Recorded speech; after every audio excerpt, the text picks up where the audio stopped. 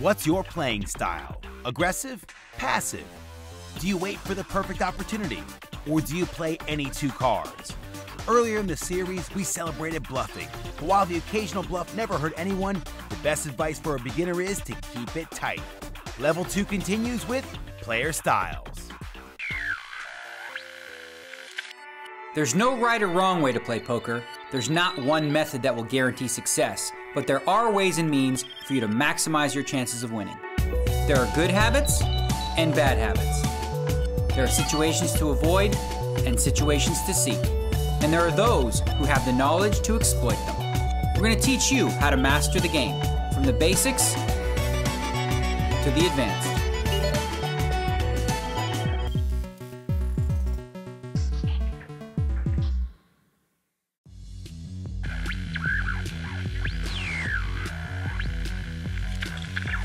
In Level 2 so far, we've covered all aspects of betting. When to bet, why to bet, and how much to bet. Now it's time to start fine-tuning your own game with a look at playing styles. We're going to look at the tight, aggressive playing style that's recommended for beginners and examine some of the pitfalls of playing other styles. There are 2 tutorials for you to take in. That's the complicated bit. And as ever, we travel around the globe for our fix from the Poker Vault. Today, the action comes from San Remo as we relive the events of 2008 in detail and review a tight, aggressive master at work. We also have the pro analysis section where a hand is dissected in detail. This time, Daniel Negreanu is in the chair. And 4 of the best get together to discuss how they develop their own style. Taking part in the powwow today, Veldhouse, Walbeck, DeMello and Mattern. But first, it's time for the tutorial.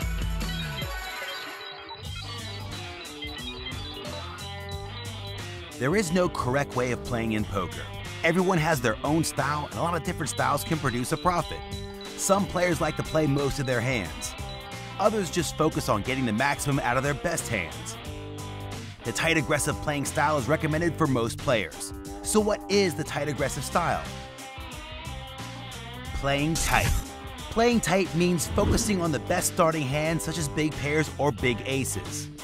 If the situation is right, they may also play hands like lower suited aces and suited connecting cards. Playing aggressively. Playing aggressive means playing your hand strongly. This involves more betting and raising instead of checking and calling. So how to play a hand tight aggressive? Let's show you an example. You hold a pair of 10s on the button. 3 players in front of you call the big blind. The passive approach would be to call in the hope of hitting another 10 on the flop. The aggressive approach would be to raise. This will either win you the pot here or lessen the amount of opponents considerably. Let's say you raise 6 times the big blind to $12. $12 is a good amount to raise here, as this is the result of the standard raise of 3 big blinds, plus 1 extra bet for every caller. Only one player calls the bet, and the both of you see a flop of King 8-5. Your opponent checks to you, and you decide to make a continuation bet.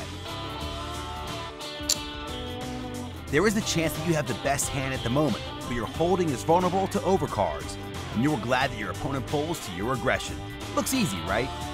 Let's look at what happened in this hand. You raised a 10-10 before the flop thinned the field, and this gave you the advantage of playing the hand heads up and in position, meaning you act last. This is particularly valuable with pocket pairs that are vulnerable to overcards. On the flop, you continued your aggression with a further bet, which made your opponent fold.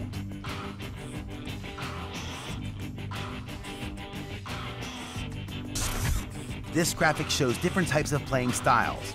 On the top right, the loose aggressive style, i.e. playing many hands and putting a lot of pressure on your opponents. On the bottom right, the loose passive approach that is commonly played by many beginners. On the left-hand side, there are the tight styles. In the lower corner, the tight passive style, which is playing strong hands carefully. Last but not least, there is the tight aggressive, which we discussed. So, in general, you don't want to play too loose through playing too many hands. You want to play your good hands strongly but not passively, meaning this leaves only the tight aggressive style. So in conclusion, a tight aggressive player plays few hands, and when they do play in those hands, they play aggressively. Go to any poker tournament and the room will be full of tight, aggressive players. Yeah, you'll find the odd loose cannon. Tread carefully around them. But most players will favor the tight, aggressive approach. Some guys do very well out of it. Very well indeed. If you win one major tournament, people will know your name. If you win two, you turn heads. If you win 6 in 3 years, people pray you don't sit down at their table. This is Jason Mercier's story. I discovered poker my first year of university and just played poker for about 3 years part-time while I was trying to build up money. I was studying to become a math teacher. You know, I wasn't really excited about doing that, but it was one of the only things that I felt like I was good at or interested in. April 2008, San Remo, Italy. As hundreds gathered for the city's inaugural EPT event, the poker world stood and waited as face after face was sent to the rail and dreams were crushed within the turn of a card. The finest players in the game lay in wait, hoping to take a piece of the €3 million prize pool. But within the crowd sat a 22-year-old from Florida. Barely noticed by the spectators, young Jason Mercier was about to change his life forever. When San Remo first started, you know, I really was just trying to make it to day 2. And yeah, at the end of day 2, I was the chip leader of San Remo. There was 31 players left. And I just remember thinking, wow, I actually have a chance to win this thing. There was a chance I was going to be on the final table. You know, I'm guaranteed, you know, this amount of money, and then I'd have a really good chance at winning, you know, $1 million.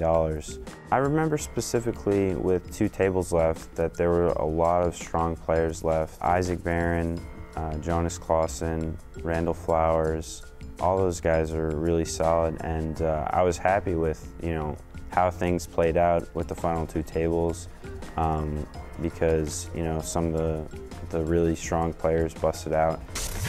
Jason had made it to the final table, and once there, it was one hand that lives on in poker lore as one of the greatest calls in EPT history. When there were 4 players left, I got into a hand versus Eric Koskis, which ended up being the swinging point for me. It pretty much won me the tournament. I ended up deciding to play 9-5 off from under the gun, just trying to steal, and he defended with 10-3. He was basically just going to try and outplay me, and I kind of felt that at the beginning of the hand, so when the flop came Jack 6-5, I decided to check back. The turn was an 8, and he fired like a full pot bet, which I called, and then when the river was an 8, he moved all in. I'm all in. Eric, all in. And it took me a few minutes to make the call. Think it through, he's thinking it through, checking out his body language, he's looking at Eric. And I obviously won and knocked him out. I call. And call. Eric all in, showdown. Eric shows a bluff, 10 high and 5-9 is the hand. It's not exactly an easy call. I had to decide if I wanted to risk these chips and just decide if he was, you know, on a stone cold bluff, and luckily he was, and I was able to look like a genius. Congratulations, sir. Thank you. It's wonderful. Really wonderful. That hand alone signified a special talent and made sure the poker world now knew the name Jason Mercier. And soon, he had the title to enhance his reputation even further. The whole final table just ended very quickly. It was only about 2 to 2.5 hours long. Heads up only took 2 hands. All in and call. Anthony, all in. You know, we got all in, and I had king-queen against 7s and spiked the queen on the flop to win the whole thing. And we have a decision. Winner is Jason, runner-up Anthony Lelouch. I remember right after I won, you know, I was just like so excited, just so happy that I did it, and you know, I was happy with the money that I won, and I was just looking forward to what was going to come from this. Just 6 months later, Jason went on to win the EPT London High Roller event. Since then, he just hasn't stopped winning, and now with 2 World Series bracelets and 2 NAPT High Roller titles to his name, he's quickly earning himself a legendary status. It's easy to forget he could have been a maths teacher, but it was through these humble beginnings that his game developed. I think math is huge in the game of poker. You know, there's a lot of decisions that are made that should be based on, you know, math and, you know, statistics and just running the numbers and figuring out if you're supposed to call or fold. And yeah, a lot of people don't use that, and I think that that's one of the things that a lot of people struggle with. If you want to watch the show again, recap previous episodes, or join the series at a more advanced level, then go to everythingpoker.com. Time for a break now, but first a question. In its first 6 seasons, the EPT crowned 57 champions. But our question to you is how many of these players started the final table in last place with the lowest chip count? Is it A, 1, B, 4, or C, 15? Answer after the break.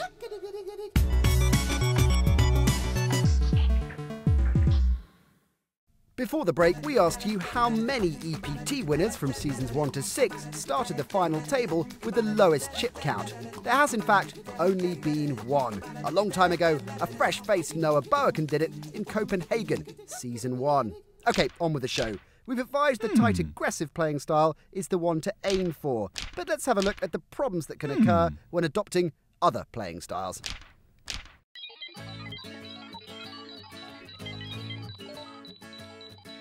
As we've mentioned, there are several different playing types in poker. We've shown you the tight aggressive. Now it's time to show you the others, the loose aggressive, the tight passive, and the newbie loose passive. Every style has pros and cons, and we're here to show you what they are. Loose aggressive style. A loose player plays in a lot of hands. An aggressive player, when playing these hands, is more likely to bet or raise than they are to check, fold, or call. Pros. You'll get lots of action. Never forget that poker is a game. You're there to play and have fun. When a tight player raises, you know that they have a strong hand. If you're a loose player and raise, your range of hands is so wide that predicting what you have is a difficult task. As a loose aggressive player, you will be playing more draws and bluffing more often. Your opponents will be more willing to play with you, and when you do have a monster hand, you could win a hefty pot. I know you're crazy, but are you stupid? Cons. A lot of the time, you'll be playing with a good hand, but not a great hand. Good players will put you to the test by making you commit a lot of chips with a medium kicker. When you get called, you'll often be behind pre-flop. If you play a hand like Ace-2, you could be dominated. So if you're loose aggressive, you'll get lots of action. It's hard for your opponents to put you on a hand. You get less credit for having a strong hand, but you are faced with tough decisions and you'll often be behind pre-flop. A lot of beginners play a loose passive style. It's not profitable and should be avoided at all costs. Pros. You see a lot of flops, and that's about it. Cons. Loose passive players end up committing too many chips with weak hands. They call bets with bad hands and chase unprofitable draws. The only way to win is to get very, very lucky, and in poker, luck tends to even out. When you have a good hand, you need to build pots to maximize profit. You can't do this if you're too passive. So if you're loose passive, you'll see a lot of flops, but you'll often overcommit with weak hands. And when you do get a good hand, you won't win much. The tight passive style is associated with cautious players. They play strong hands only and will rarely bet or raise. Pros. A big pro is that you'll predominantly enter the pot with the best hand, which is rarely a bad thing. Decisions are easy. If you hit a pair on the flop, your kicker is probably good. And you won't be playing mediocre hands often, so you won't be put to the test as much as other players. Cons. You'll become more easy to read by your opponent. If you only play good hands and you raise or re-raise, how many opponents do you think will play against you? Hardly any or none at all. Not maximizing profit. A direct result of the previous point. When you have a big hand, you want to win big pots with it. What's the point of having aces or kings if you're not going to win many chips with them? So if you're tight passive, usually you'll enter the pot with the best hand, and your decisions are easy. But it also makes you more predictable and you won't maximize profit. Recap. Okay then, in summary, a tight player plays very few hands, so you can expect them to have good hands when they do. A loose player plays a lot of hands and could be holding a wide range of cards at any given time. Once in a hand, an aggressive player bets and raises a lot, whereas a passive player is much more likely just to check, call, or fold. It's always important to evaluate your own game in poker. So how do you know if you're a tight aggressive player? Well, tracking software can monitor your hand history and interpret this data for you. It gathers information about you and your opponents and presents the information in a form for you to make your own interpretations. There are all kinds of stats that this software can show you, but if you want to keep it simple, there are two statistics you need to bear in mind to calculate whether a player is tight aggressive. VPIP stands for voluntarily put into pot and is the percentage of pots you play voluntarily. PFR stands for pre-flop raise. The number next to it is the percentage of pots you raise pre-flop. So how do you calculate if you're tight aggressive? A tight player will voluntarily play anything up to about 14 to 18% of pots. An aggressive player will enter most pots with a pre-flop raise. So if your VPIP is between 14 to 18% and your PFR is almost identical, it means that you don't play too many pots, but when you do, you usually enter with a raise. So you can call yourself a tight aggressive player. So tag style is best and passive play sucks. Don't believe us? Then listen to this guy. Daniel Negreanu didn't become rich and famous by playing passively, you know. Here, he analyzes a hand for us.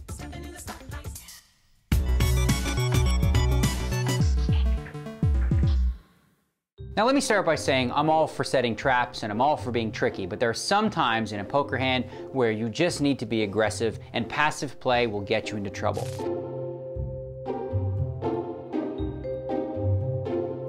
This hand from the EPT will illustrate just that. Let's take a look here. So here we see ace-queen, early position. That's pretty much a raise, and here we're gonna see the correct play, which is the raise. Now the action is on the small blind and he's got ace-king. Let me stop it right there.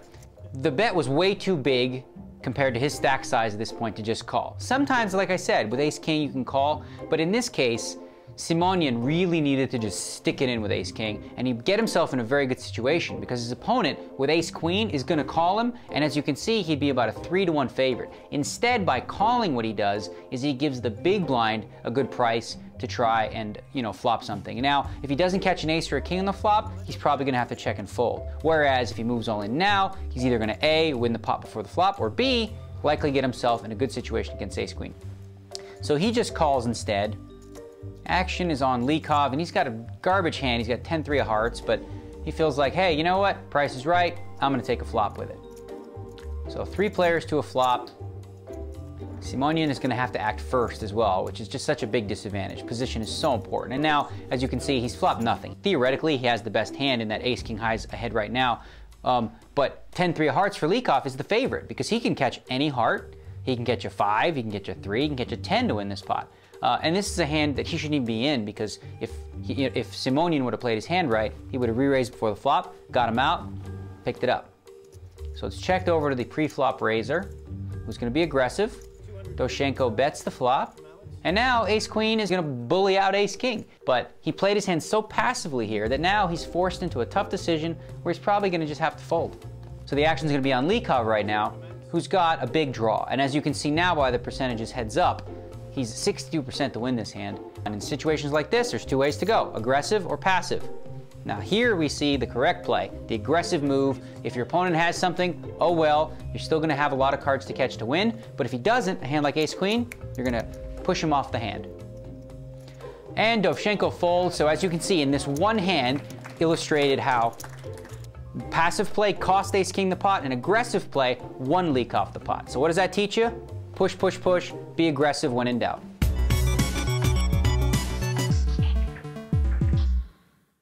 Now time for another dose of the all-important poker terminology. I'm Henri. The whole enchilada? It's at least a flip, right? That's unreal. I push you fold, yeah? Here's some playing styles. Rock. A rock is a tight player. When they do play a hand, beware. It's probably a monster. Donkey. This is a derogatory name given to a poor poker player. Or to know better. Nit, a type passive player that avoids large pots and has a timid approach to the game. Calling Station. This is a player that makes a habit of just calling. Beware, these guys can make 2 pair on any trashy flop. Shark. These are the guys to avoid. Strong and dangerous poker players. If you want to learn more about poker, then go to pokerstars.net. Now it's time for the powwow, and as this show is all about playing styles, let's hear some advice from the pros as they discuss exactly how to find the style right for you.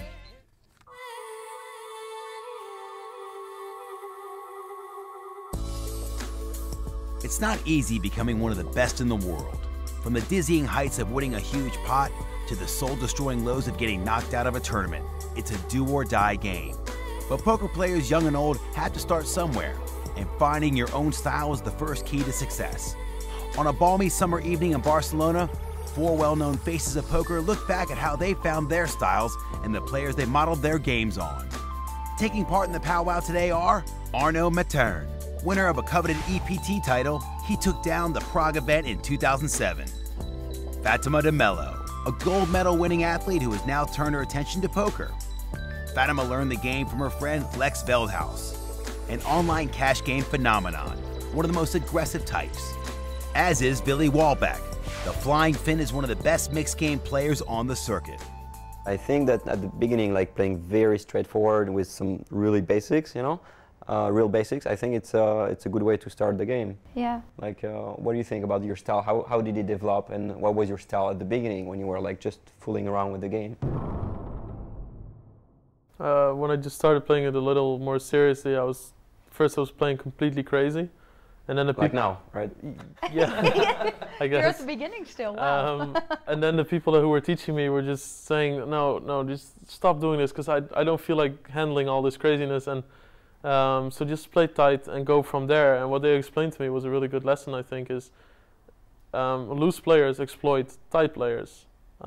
If you want to know how to exploit a tight player, then you have to know how a tight player thinks. I think in the end it goes pretty much how people's personalities are. I really think that poker is more of a stretch of your personality. So are there any like people who really made an impression on you? Vanessa Russo. Vanessa Russo is one of the most successful female poker players of all time, with almost $3 million in tournament winnings to her name.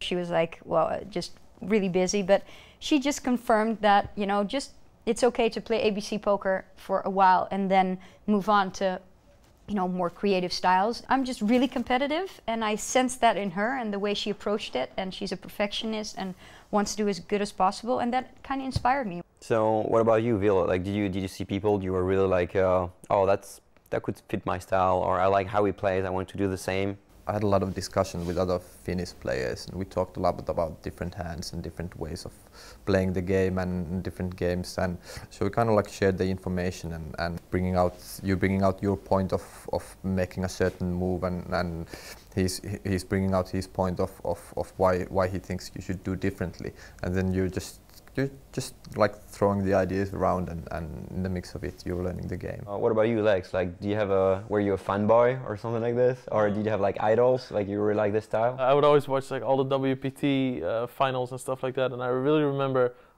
watching Gus Hansen play. Gus Hansen is a hugely successful Danish player who is famed for having a very aggressive and unpredictable playing style. Thinking like, wow, this is crazy, and oh, you can do it like that too, especially because the commentators were really idolizing him, where they were saying, oh, this is crazy, he's so great, and he won like 3 WPTs in the first season. So it kind of left a mark on my play where I started to try other stuff. Just watching it made me a lot better as a player. Like, I read a lot, like some of the games where Phil Ivey. Phil Ivey is widely considered as one of the greatest players of all time and has so far amassed tournament winnings of almost $14 million. Especially on TV where I was playing, and I mean, he impressed me a lot, and I think is very, like, as you said, is very focused, like almost autism, you know, like he's really into it, like it's what we call tunnel view, and I really like this mindset, like to be 100% focused on one thing, which is playing poker right now, like, you know, very low profile, very classy, do my thing, get out of the way, you know, and not to do a big mess about it, just do his things the best he can, and I think this influenced me like really a lot. That's cool. Well, that might not be everything you wanted to know about poker, but we're getting there. Let's review what we've learned today. We now understand what it means to be a tight, aggressive player and why it's the recommended approach for beginners. And we looked at where this style could take you. And we checked out all the other typical playing styles. Plus we examined the difficulties you can run into if you're too loose or too passive. To put what you have learned into practice, go to PokerStars.net. Once on the site, sit down at a table and adopt a tight, aggressive style. That means folding the majority of your cards. Once you have a hand strong enough to play, do it with conviction and aggression. Here's what's in store in our next show. We focus on how to gather information on your opponents and how it could be critical when making those key decisions. I'm all in. And we'll get an online masterclass from Daniel Negreanu, tips from some of the best, and we'll see just who the pros would like to imitate. Oh my God, this is ridiculous. It is one not to miss. See you next time.